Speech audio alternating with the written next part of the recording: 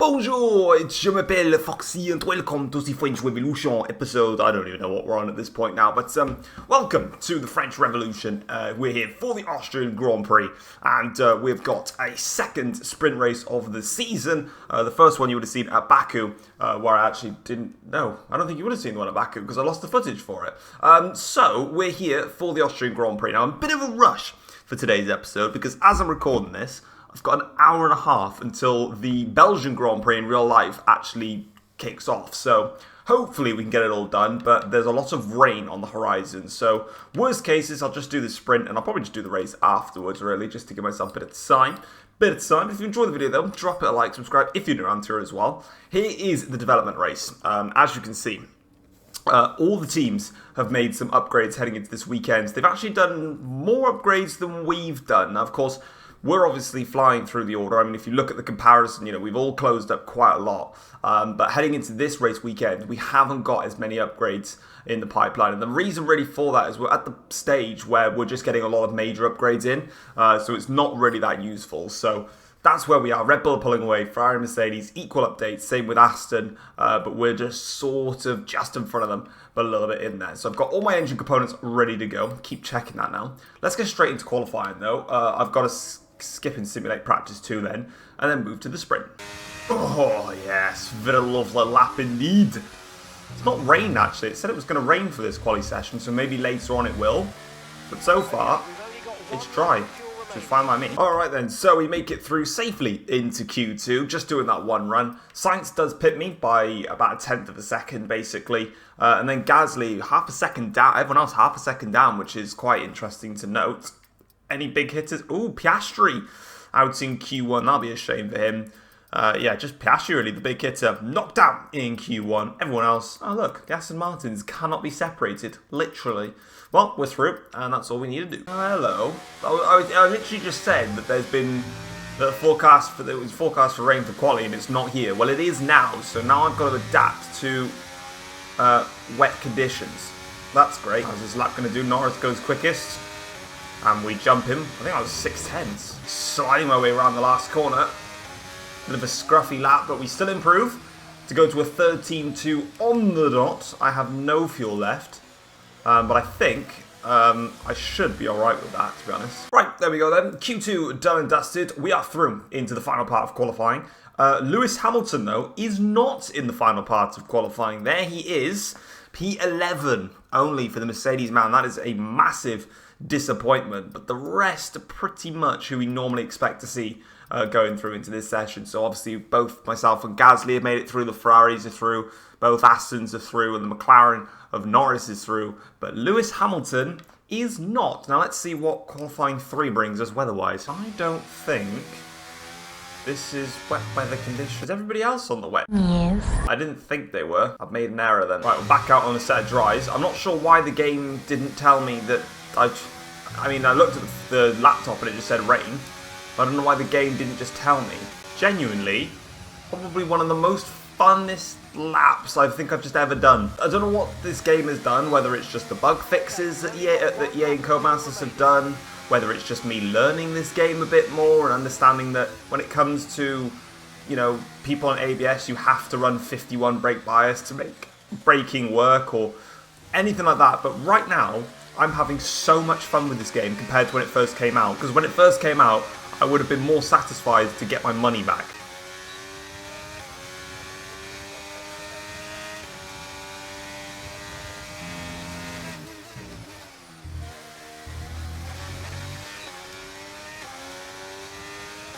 Okay, expect to see some rain about 10 to 15 minutes from now.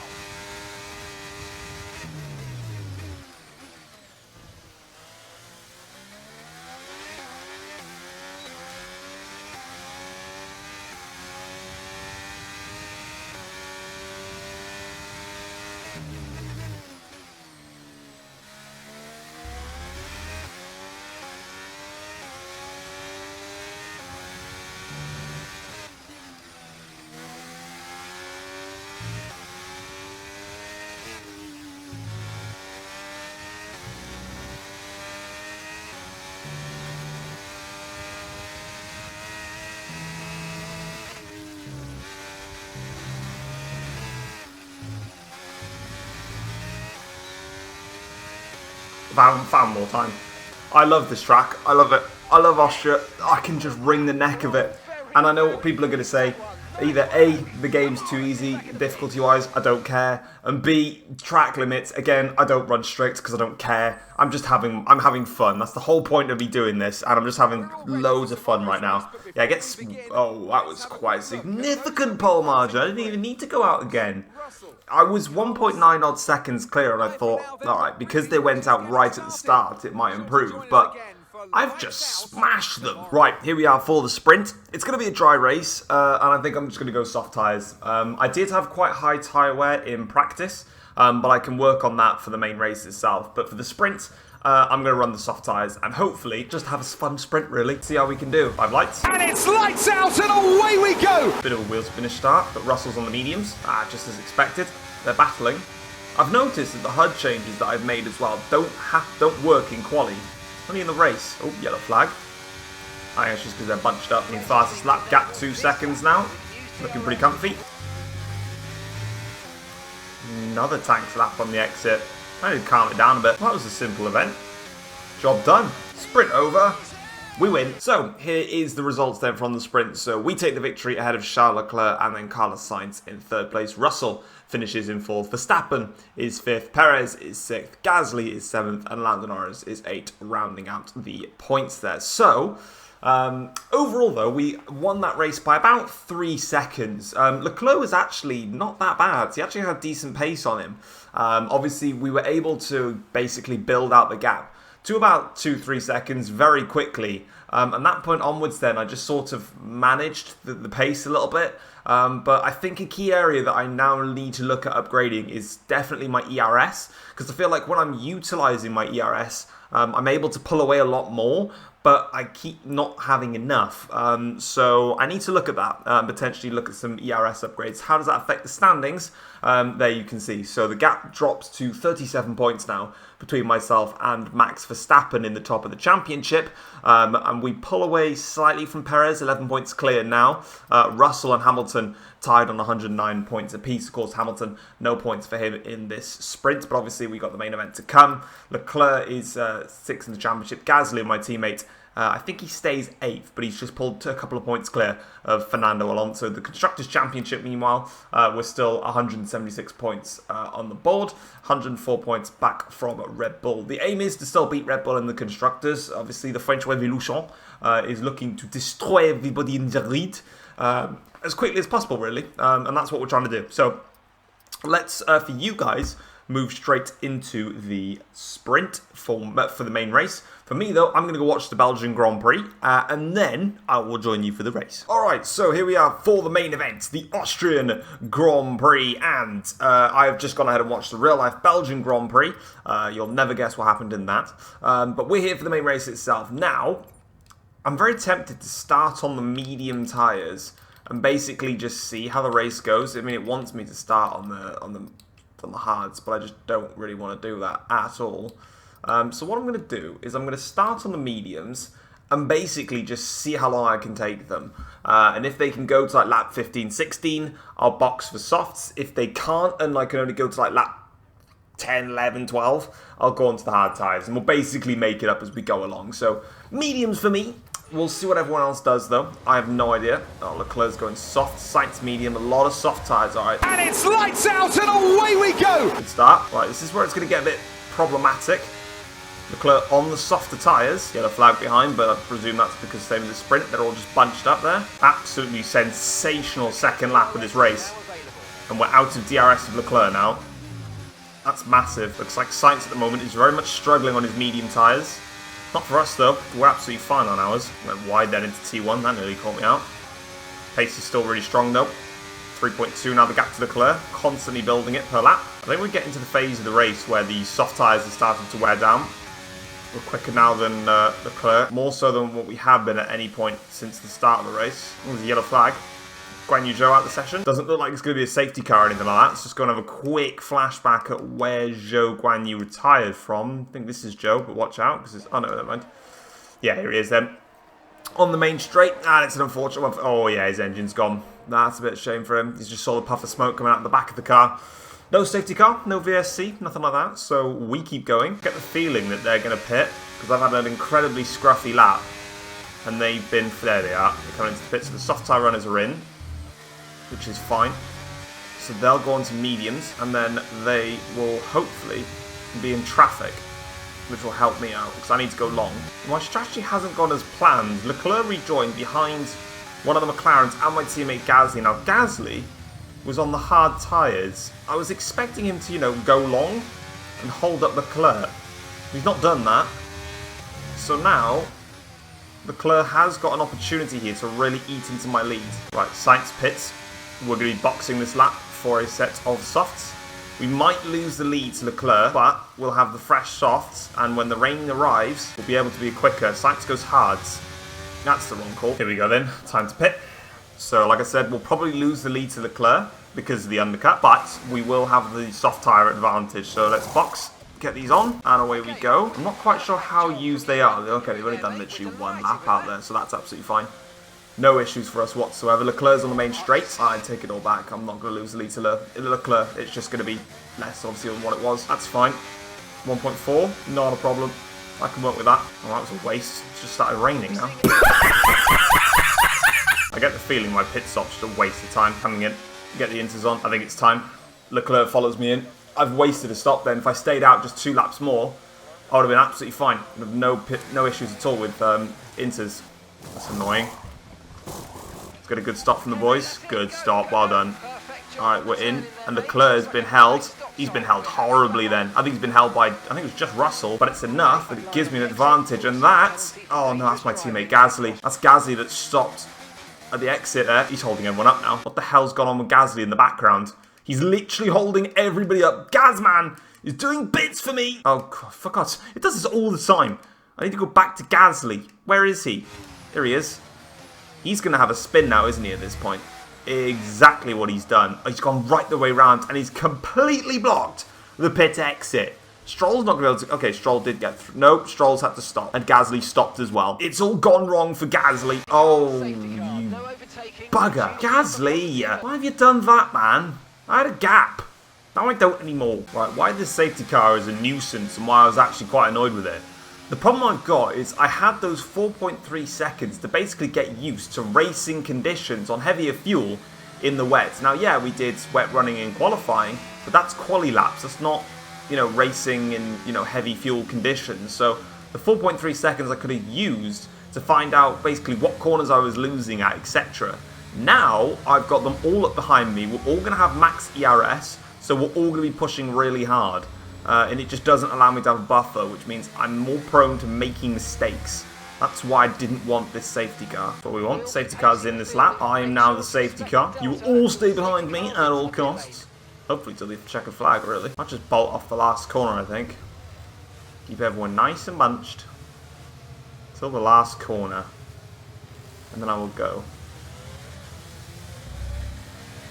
Like now. That was alright. That was perfect, actually. Nicely done. Right, let's try and get used to these conditions quickly. Really struggling a lot in these wet conditions. I don't quite have the confidence and the grip and the pace that I had in the first dry running stint. Leclerc is rapid, keeping up with me. Russell, meanwhile, no pace at all. We're dropping that easily.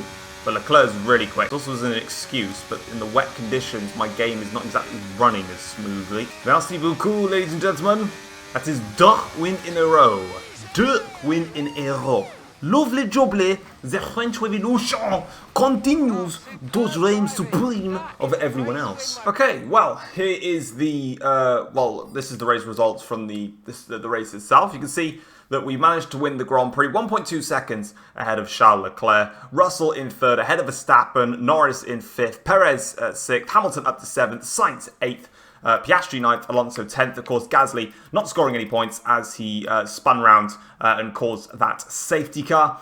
All in all, it was a great Grand Prix from us. We were super, super quick and consistent in the dry, but we just didn't have the consistency or the pace in the wet. In fact, if we have a look at the race director here and we look at my lap times here, so you can see here, I mean, we're constantly in the 6s, in the 7s, I had a bit of a scruffy lap there in the 8s, but you can see that we're consistently, setting some good lap times. But then, of course, on the Inters here, we're in 13.4, 13.6, 13.5, 13.8, 14.0. Compare that then to Charles Leclerc. He would have been a tad slower, but more in tune. I mean, you can see here 13.5, 13.6, 13.8, 13.9, 14.1. So myself and Leclerc were very evenly matched on the intermediate size. The dries was obviously my, my territory in that one. But it's been the perfect race weekend for us. We pick up maximum points in the sprint, maximum points in the race, and the fastest lap point as well, just to give me a bit of a juicy handing. Now, looking at the driver's standings, what has that done? Well, it had put me 23 points behind Verstappen in the Drivers' Championship. I'm hunting him down, and I want to dethrone him, and I just want to burn him, basically. And then we've got Russell, Leclerc, and Perez all tied on 124 points. What a bunch of geezers. Hamilton is on 115 points. Bad race weekend for him. My teammate Gasly is on 49 points overall. Constructors' Championship-wise, the gap is now less than 100 points between myself and Red Bull. I reckon I can do it this season. I'm just absolutely balls to the wall and try and chase down the Red Bull team. We've got big developments up and coming, and let's go and have a look at them. Okay, here we are then, back for some more action in the laptop. Now, this is where it's going to get ropey. These two upgrades here, I've rushed them for the British Grand Prix, so there's a very strong chance that, well, they had a 45% chance of failing. Let's see how these do. This is the key area, so the first one is on. Oh, yes, I love you so much. Right, they're on the car, which means we can go to A and D, and we can do... I'm sorry, Aston Martin are fastest? What have they brought? I'm going to have to look at that in a minute. But anyway, let's look at ourselves a minute. So we've got the DRS slot gaps. We've got a better DRS to work with. So we can either do more DRS work. We can do drag reduction work on the car. In terms of the chassis, so the energy store cell positioning has been done, which is for weight redistribution. We can no longer do any more weight redistribution. We have to wait. So if we did like the energy cells store, that allows that. And it also allows the next one for tyre wear. Now, tyre wear seems okay. We don't really have any upgrades in this department. Now, I did say that I wanted to do some ERS, but I believe the ERS cooling was the one that, no, because it would have told me that the upgrade came on. So we're going to do some work on the rotor speed, which will come for the Belgian Grand Prix, which is fine. And then I think I'm going to do a drag reduction upgrade to reduce the drag, maybe? Or do I work on some more tyre wear because we are getting faster? But there is no upgrades on any of these, so it's just... maybe we do some work on the tyre wear side of things to get some...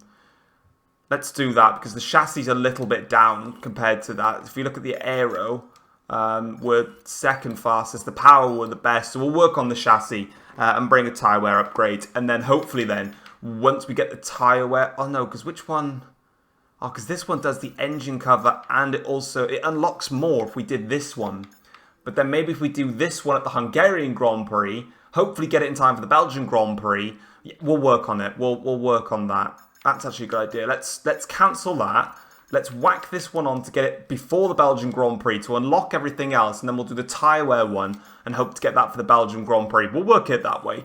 Well, anyway, guys, that is it for this episode of the French Revolution. If you have enjoyed it, drop it a like, subscribe if you're new around here as well, and I will catch you guys for the British Grand Prix next time around. Take care, all guys. Peace.